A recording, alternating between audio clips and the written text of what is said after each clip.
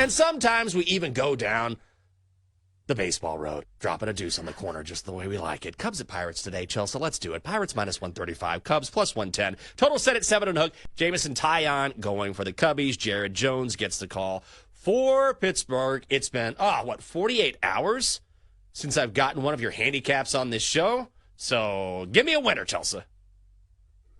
Does this price seem strange to you at all? Like, yes. I understand that the Pirates are having a good season, but still, the Cubs at plus money, it feels like a gift here, especially since the Cubs actually have the better record. Jamison Taillon is off to a hot start. Is this simply because the Pirates are at home? Like, I'm not one that puts that much of my handicap into the home team. Like, there's certainly advantages to it, but baseball isn't one of those sports where, they play 162 games a year. So on a random Friday, which I guess it's still a weekend game, they will have a bigger crowd. But did this price surprise you?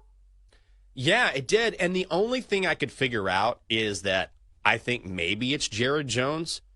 Look, he's had an awesome season. When you see 2-3, 2.63 ERA, plays for the Pirates, you think, who cares? Who is this guy?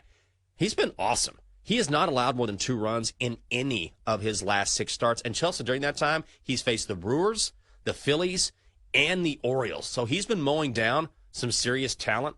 I think I'm not going to pick a side here. I'm going to go under. I'm going to play this up to 8 and hit the under because you've got 2 really good pitchers. Jared Jones is underrated. And also the Pirates are 6th and the Cubs are 8th in Major League Baseball when it comes to unders. When you go to the bathroom at any kind of dinner, any kind of function, you're not even supposed to reference the fact that you're going to the bathroom. All you're supposed to do, according to the rules and top-notch manners, is just say, "Excuse me." It feels a little sketchy, does it not? Like, would you ever do this in a social setting with your friends where you're like, "Excuse me," and you just get up? Doesn't that feel like you're leaving like too much to the imagination? Yeah. It's like, where are you going? You just leaving? Are you going to complete a drug deal? Okay, see ya.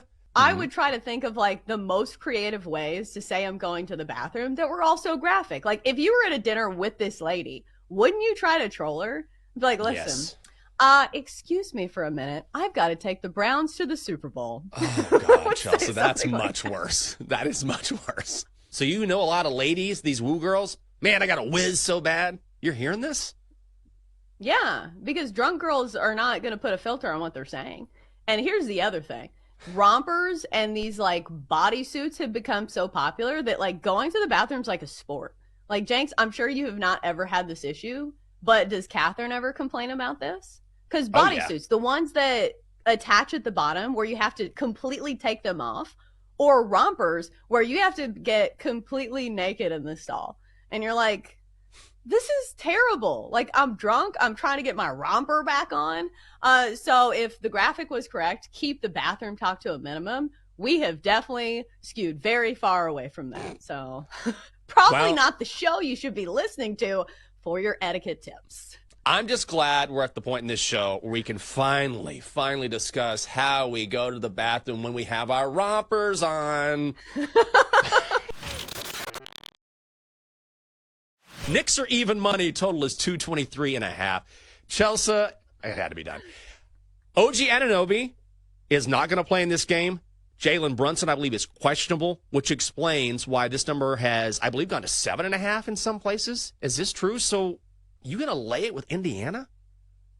I think, how much do you believe Jalen Brunson means to this team? I think he means a lot. So some of this is a little risky because he's questionable, and we don't know how hurt he is, if he's going to play, because we saw this with Luka Doncic. He was somebody who was not feeling great going into that game against the for the Mavericks, but yet he had a fantastic game, and he gritted his way through it.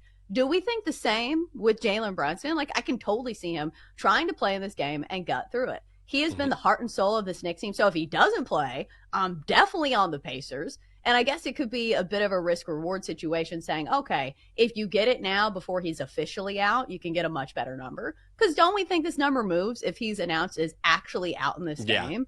I don't think the Knicks stand a chance without Jalen Brunson. He is most of their scoring punch. He facilitates the offense. He creates his own shot, and he's very good at setting up things. Like, we have seen everything turn into, well, I can't say that word on TV or on radio, but everything turns bad when the Knicks are without Jalen Brunson. So I think it spells a lot of problems for New York if he is not on the court. So is this one that you would bet on now, or would you wait, or is it a no play? I would definitely wait. I mean, we're talking about the best player on the court possibly not being on the court tonight. I kind of like the over, though. The overs have been hitting in this series, and I know that initially, before the series got underway, we thought, well, the Pacers like to play at a high pace, but will the Knicks slow them down? And the Knicks have said, we'll run with you, we'll go with you, and even though you might be better athletically, we're not very deep, we'll just outgut you and outperform. And that's what the Knicks have done. I like over 223.5 at some point. Vegas will get it right because they keep bumping this number up. They have via each and every game as it's passed by. So this is the highest total we've seen. But I would go over 223 and a hook. And honestly, when you look at the Pacers, they were the fourth best team in the NBA to the over this year, second best team to the over when playing at home. So if I'm going to, instead of playing a side here based on who's going to play, who's not going to play, I think I'd go over the total. We're talking with AJ Pierzynski, host on Foul Territory TV, two-time All-Star and World Series champion with the White Sox, not a fan of chicken tendies. So let me ask you about... No, I didn't say that. I just said that's like the lamest order. Like, you can always go to any place and be like, I want the chicken tenders, right? But does Chelsea get them with honey mustard? Does she go ranch? Does she go crazy and get like something else? Just barbecue. I see her just be like ketchup. Oh, okay. Ketchup, not Patrick Mahomes. All right, I'm glad we clarified that. But I wanted to get your thoughts on Shota Imanaga, who has come in and has been one of the best pitchers in baseball, undefeated thus far. Where do you rank him based on what you've seen with the best pitchers in the game? Well, right now he's obviously NL Rookie of the Year with the way he's pitched, right? I mean, he has that. He's in the Cy Young conversation right now. And gosh, we talked about this guy so much on Foul Territory, and he was such a divisive player, right? Some guys were like, this guy's got a chance to be a 1 like he's pitching like now, and then people were like, he might be a 4 or 5. We just don't know yet. And so far, he's been a 1. Now, one time through the league, we'll see how it goes. But his fastball is special.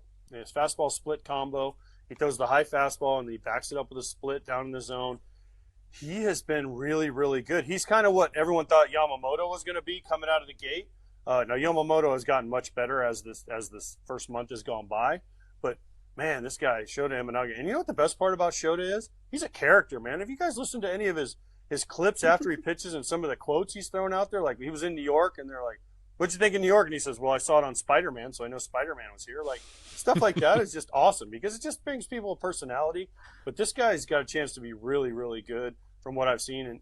But I want to see once he faces a team twice, 3 times, can he repeat this? Because eventually guys figure something out against you.